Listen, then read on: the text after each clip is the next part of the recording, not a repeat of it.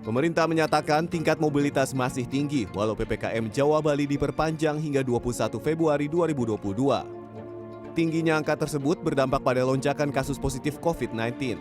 Hal ini diungkap Koordinator Tim Pakar dan Jubir Pemerintah untuk Penanganan COVID-19 Wiku Adhisa Smito dalam konferensi pers virtual Selasa sore.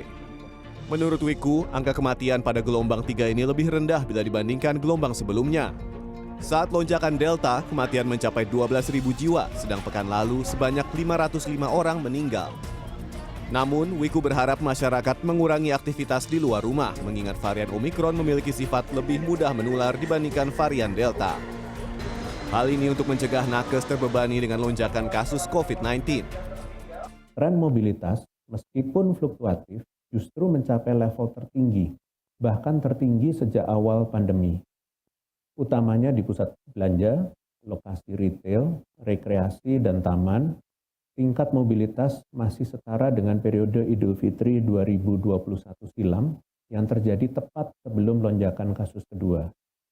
Sementara mobilitas di perkantoran dan lokasi transportasi publik justru lebih tinggi dibanding masa sebelum lonjakan kedua. Meskipun di minggu lalu tren mobilitas sedikit menunjukkan penurunan, level mobilitas yang masih tinggi ini perlu dijadikan kewaspadaan.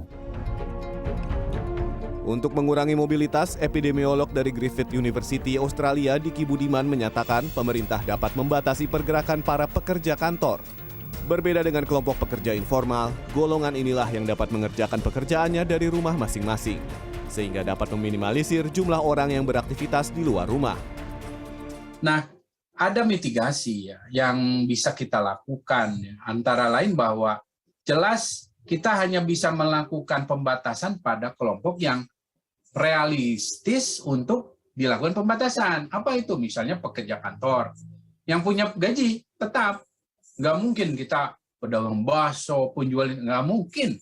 Itu udah nggak realistis tahun ketiga ini. Pekerja kantoran, pekerja-pekerja yang memungkinkan di rumah dengan WFH, nah ini yang harus ditingkatkan, yang memang realistis, dan ini jumlahnya jutaan loh. Pegawai negeri, pegawai BUMN, dan juga mungkin sektor swasta, ini bisa. Ini yang belum dimaksimalkan. Diki juga meminta pemilik pusat-pusat perbelanjaan memperbaiki kondisi bangunannya, terutama sirkulasi dan sanitasi. Karena virus ini tidak hanya berfaktor dari manusia sebagai pembawanya, namun lingkungan sekitar juga turut andil.